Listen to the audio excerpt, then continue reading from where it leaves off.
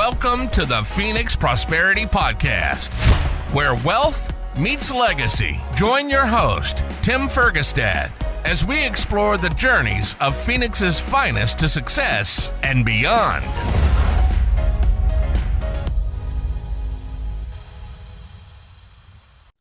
Hello, this is Tim Fergestad. Thank you for joining us. I'm very pleased to have Jason Clement with me here today. Jason is an executive business leader and consultant, formerly with Nike and formerly the vice president and head of advocacy at Aetna. Beyond his corporate achievements, Jason is an active volunteer with the Foundation Fighting Blindness and champions initiatives that empower people with disabilities in the workplace. Welcome to the show, Jason. Thanks, Tim.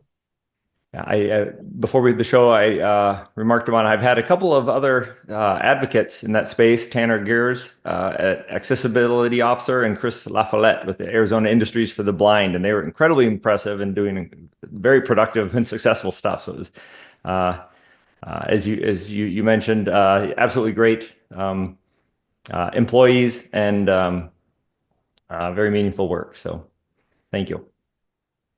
Thank you. So, Jason, can you give us a sort of a snapshot of your industry and what you're doing now and what you've done? Yeah, sure. Yeah, I had about a 30-plus year career, started in the early 90s. Many people remember MCI Communications. I started with MCI Communications when I was in school at Arizona State. And at the time, it's interesting. People have asked me, well, what were you going to school for? I actually wanted to be an attorney. And needless to say, I did not end up pursuing that path. And I ended up working in contact centers and customer care, ended up working in the BPO space for many years, ended up eventually moving to Portland, Oregon. My family and I are originally from Arizona. Spent my whole life here, went to elementary school, junior high, high school, college, all in Arizona. It has changed quite a bit, right, since I was small. But we moved away for a little while to Portland, Oregon, where I worked for Nike Inc., led all of Nike Inc.'s worldwide customer care, spent about 20 years in Portland, and then decided around 2018 it was time to move back to Arizona. I had had enough of the rain and overcast and missed Arizona. My wife and I both come from very large families. Almost all of them are still here in the Phoenix metro area. And so moved back home about 7 years ago. And that's when I took the role in healthcare, which was very new to me. I had never worked in healthcare before. But Aetna at the time really wanted somebody with non-healthcare experience who could really help come in and take a different approach to how to serve that space from how it had traditionally been done. And that's when I began. It sounds like a really good idea. And I'm assuming you can expand some more on that and how beneficial that is to have an outsider come into that space. Yeah, no, it was. Again, I'd spent almost all of my career in the retail e-commerce, right, direct to consumer space. And but I was able to take those aspects and bring them into healthcare. I think healthcare traditionally, I always would say, is I think a bit of a commodity. And I think a lot of us who have experienced healthcare would probably agree that our experience has oftentimes been commodity based. But it's changing, right? Healthcare is changing a lot. There's a lot of pressure that has come in. There's a lot of interest from these large healthcare companies to really serve their members. I worked in the commercial space, not the government space. And, I think a lot of employers understand that their benefits they offer to their employees can really make a big difference in attracting and retaining talent. And so when you're on that healthcare side, you have to make sure that you're delivering premium experiences to those employers and their employees. And that's what I was brought in to create and do. And would you say you're pretty successful? Yeah, I think it was very successful. I think Aetna has an absolutely amazing advocacy product. What we were able to do was prove through that experience that you can actually create very premium experiences and still be able to ensure that you're providing cost-effective care for members, you're being a good fiduciary for the employer, but you're doing it in a way where employees are getting the best care. And so, Aetna's advocacy solution actually brings to bear a very holistic approach where, everything that is needed to be able to care for a member was on my team. I had doctors, I had pharmacists, I had nurses, I had customer service representatives, I had social workers, behavioral health specialists, all these people coming together to help care for the employer's employees. And absolutely, I think Aetna's done an amazing job at that and really saw a lot of growth in employers coming and purchasing that product for their employees. Okay, excellent. Excellent. So then you retired a second time. Yes. and now you can't seem to stay retired. I can't. My wife has said the same thing. I retire, and then it doesn't take very long before I realize that I'm a little antsy and need to do something.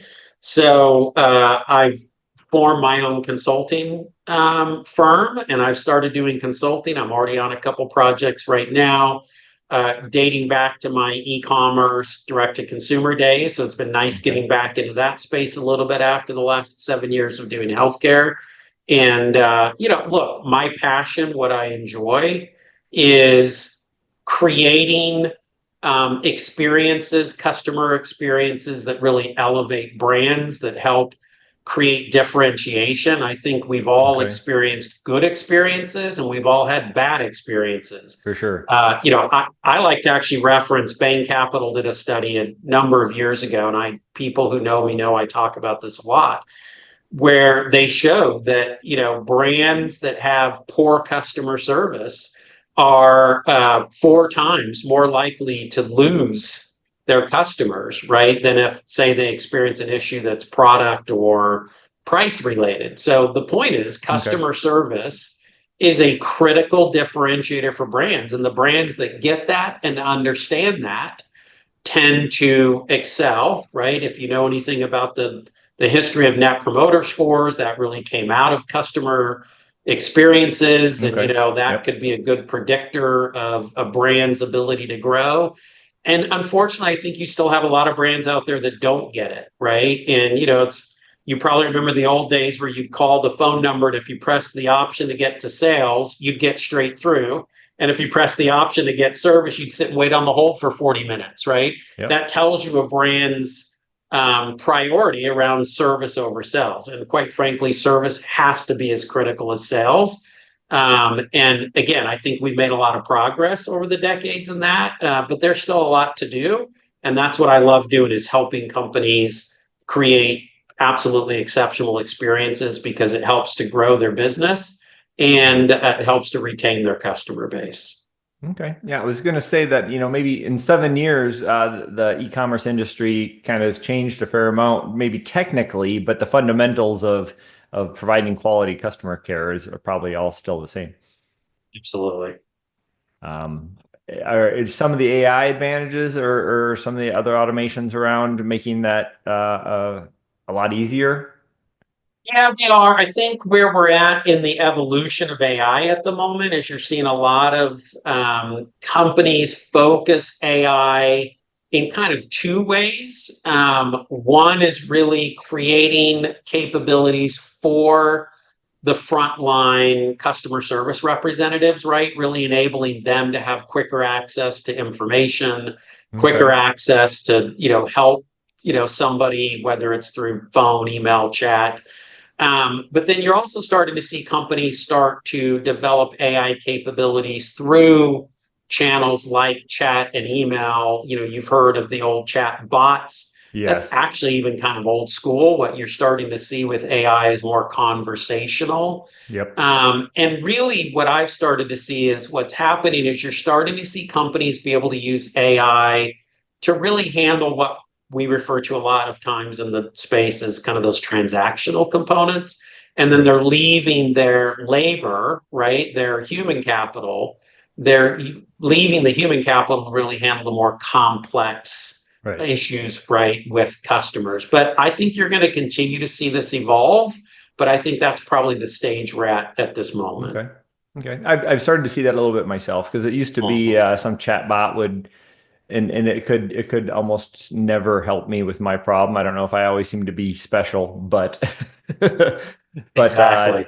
the last couple of times I was like, whoa, this thing has a lot of resources that it available that it can actually um, um, make some good judgments actually to filter through. They've made a lot of progress. I remember doing chatbots 15 years ago, and we used to joke and say, right, one of our kind of rules was the chatbot had to have a safe word, so the person could get out of it and actually Right, get to right. somebody, because Representative, oftentimes representative.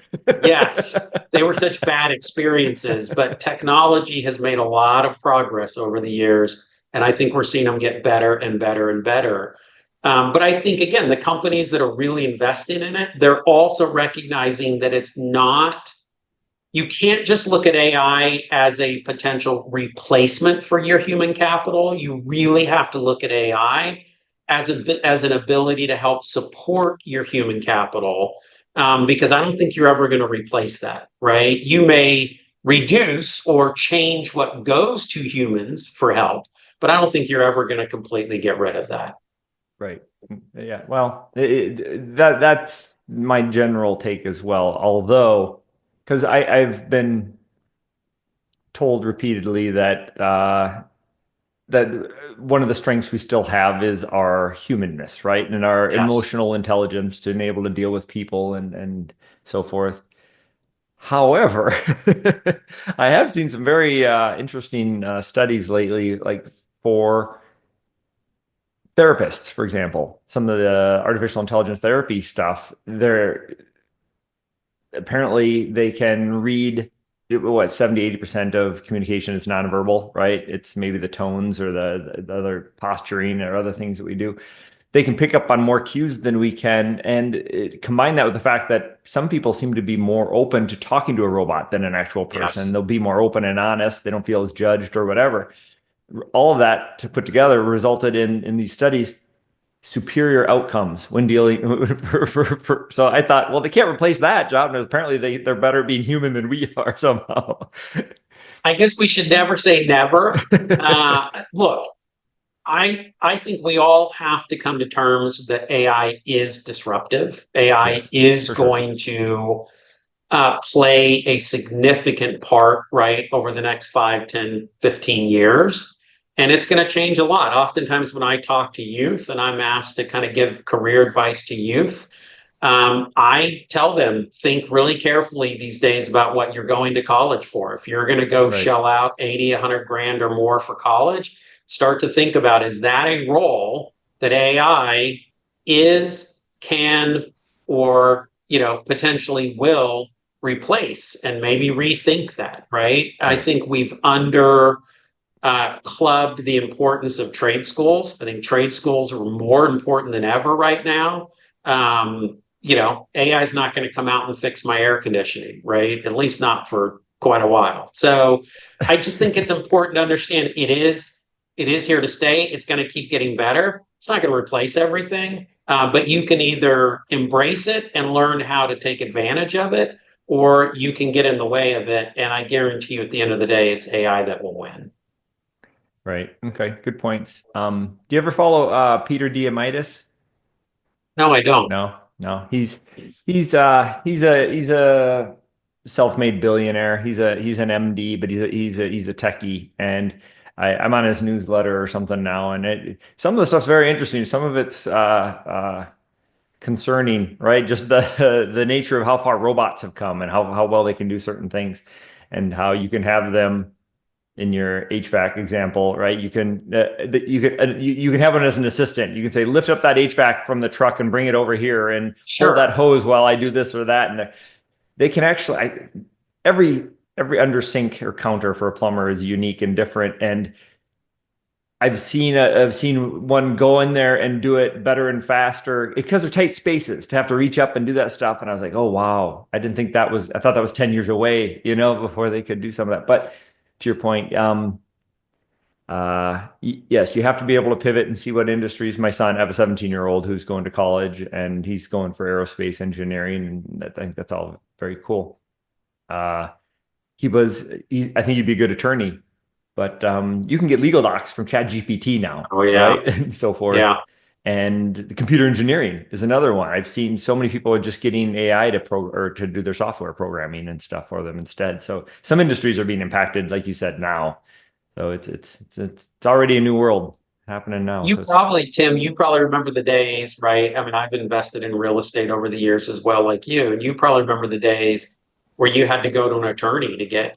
contracts written or lease agreements, or I haven't had to use an attorney for that for the last 2 or 3 years, right? I just go into AI, it just write the whole thing up for me. Yep. Yeah, it's very impressive and very fast and very good. It does it pretty Yes, you yes. can yeah. Technology also changed that space quite a bit. Yeah, 15, 20 years ago with Zillow, satellite footage, and all that, you could just start Mhm. scanning all that data. So easy. Anyway, yeah, big changes in some of those spaces have already occurred, and we're still here. The world has changed. I used to have a slide in my Nike days that I would always have in my decks that said the world has changed, right? I mean, if there's one thing we can count on is change, right? Yeah. It's things don't stand still. Yeah, things are always progressing. And again, I think we just have to figure out how to leverage that, use that, and adopt it so that it helps us in whatever our goals, career paths are that we plan to take on. Right. Okay. So on that note, how do you what sort of well, let's back up. What are your ideal clients right now when they reach out to you for your services as a consultant, and then what are your sort of specialties in helping them? Yeah, my ideal client is somebody who is really looking either A, to kind of make the next leap in their experience, right, that they deliver to their customer or consumer. Some may have already, been doing it for a while, but they're really just trying to figure out how to kind of evolve, if you will. And so, I've done a lot of that of taking large brands and being able to kind of get their customer service experience to the next level. But I've Mhm. also spent a lot of time, in my career doing startups as well and being able to start from the beginning and help.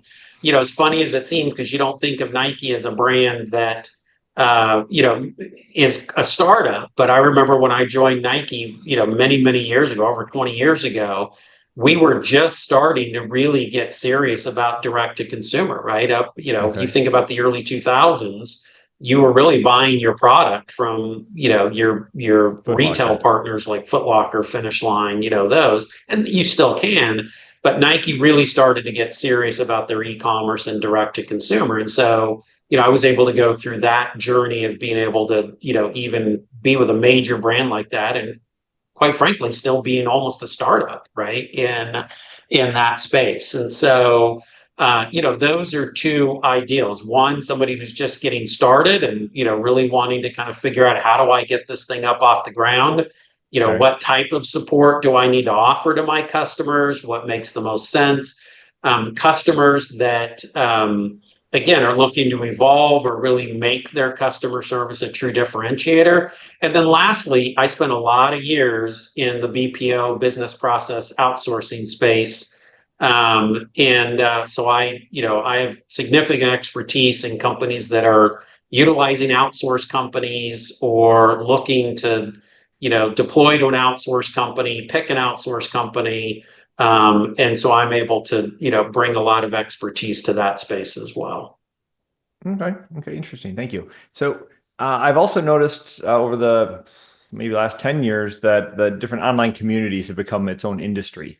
And it seems like there's a lot of overlap between investor relations and an investor community, right? Or I mean, not investor, um, retail community, right? When you have clients for Nike or something, you're trying to create some sort of online community, um, it, or Aetna, right? Is sort of a customer space, right, with those sort of online communities? Is there a lot of overlap in that? Have you seen yourself sort of creating that sort of Yeah, space?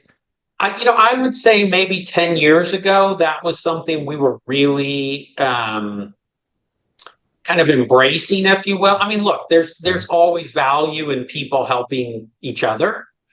I personally believe you're going to see AI probably replace a lot of that because a brand can control AI, right? It can control the experience it wants for its brand through AI or through its employees.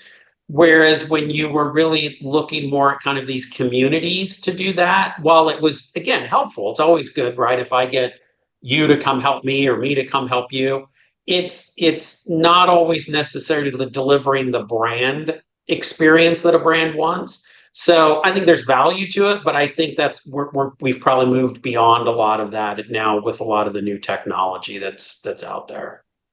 Okay. For example, just going back to Nike, and don't mean to beat a dead horse, but running clubs, right? For the right, the online community of people that can get together Sure. and track Yeah. each other and compete and whatever. And there used to be more of that. I mean, I think I Sure. even had there's a partnership They with had Apple, Nike I had their think. Nike Run Club. Again, I haven't Mhm. been at Nike for 7 years, but when I was there, they're very big into that, right? The Nike Run Club. If you're in Right. New York, right? New York has a lot of those kind of things, or Chicago or LA, or so. Yeah, no, I think there's many brands that still do that. I think from my view, if you're looking more at like a support or service perspective, right, I think we're starting to see, kind of different avenues take shape there. But you're right, from getting people involved and active, I think Peloton does things, right? Right. So, Right. So still happening, but you think it's maybe dialed back a little bit at the bigger corporate level? yeah, I couldn't speak to maybe where it's at community activity based, right? Outside of a support perspective. I think from Okay. a support perspective, I'm seeing less and less community based and more kind of technology embracement. Sure. Okay. Okay. Good stuff. Okay. So back to sort of Phoenix prosperity, uh, future prosperity, right? You have some real estate experience. You and I both like that. What is your ideal investment, and what do you look for? Right. Yeah, it's a good question.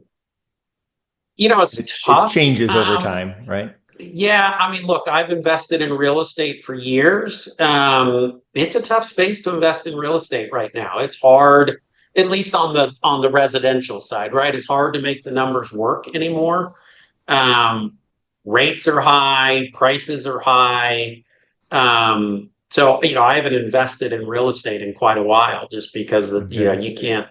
What I've always said I love about real estate is there's no emotional involvement to it. The numbers either work or they don't work, right? Okay. And but I don't have a lot of experience on the commercial side. There may be something there, but it used to be, I would say, real estate. Now I would say from an investment standpoint, yeah, it's just a really good question, Tim, because I haven't been doing a lot of that lately, just Okay. with it's been a tough economy the last few years, right? It has. So It has. The I think affordability people are kind gap. of folding up, right? I'd say folding up's not the right word, but I think people are kind of pulling back a little bit, waiting to see where things go. And I think we've been in that state now for a number of years. Yes, there's a lot of capital sitting on the sidelines still. Yes. Some of the Yeah. bigger funds have billions waiting for, opportunities. And to your earlier point, yes, the affordability gap is pretty legitimate in most major markets. Phoenix, for example, Yes. it's over $1,000 a month cheaper to rent than to buy a house of the same size. Yes. So there's a pretty big hurdle in the single family space still. And uh, there's even bidding wars in some neighborhoods still on some properties. So it's tricky. Well, and are you seeing, Tim, what I see too, which makes perfect sense. People aren't really selling, right? Why would you sell if you're at a 2 or 3% interest rate? If to buy something else, you have to go to a 6 or 7% interest rate. Exactly. Exactly. Yeah. So a lot of So people don't want to trade up unless they have to, or even trading down, their payment's going to be the same. It depends on how much correct. leverage or financing they need. So Correct.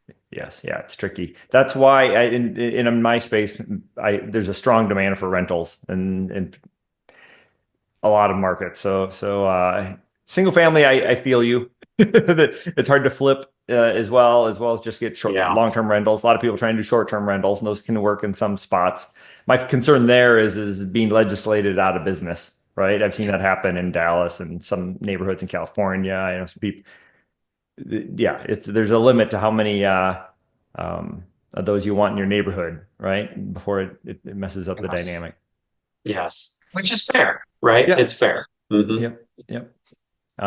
Okay, interesting. So, but I guess my earlier question, some people are in growth phase. They're just trying to grow their nest egg, and other people are in sort of retention phase. They have it now. They just want to live off it and get cash flow and go to lower risk, cash flowing assets or something like that. And Yeah.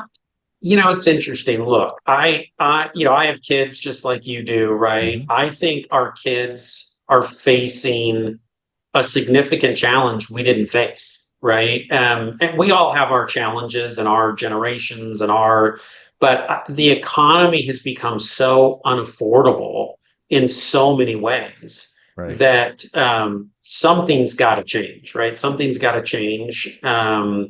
And personally, I'm a big believer that the way that you grow wealth is you grow it in a number of ways, but one of those is you acquire assets and you let Mhm. those assets increase in value over time.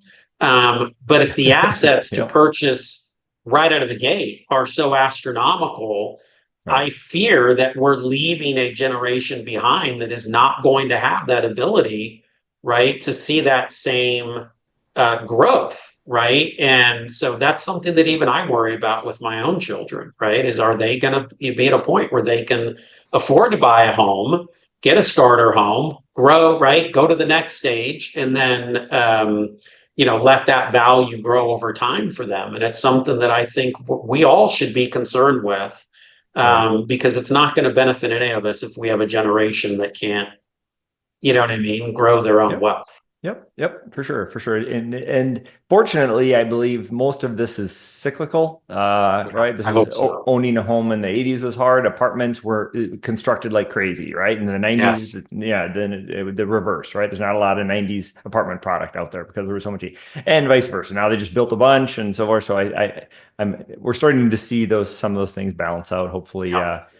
uh, rates will change a little bit. Usually And things come full circle, yes, right? I mean, you get to a tipping point, right? Where and then it's gotta correct, right? yep. It can't stay that way forever. Yep, yep, yep. Okay, so Jason, as we wind up the podcast here, I have a reflection question for you. What do you wish you knew earlier about building wealth and success? Great question. Look, if I had to do it all over again, I've typically been risk adverse. So, Mhm. like looking back at some of the things that I've done, investing wise, I wish I had actually done more of it. I wish I had actually taken more risk.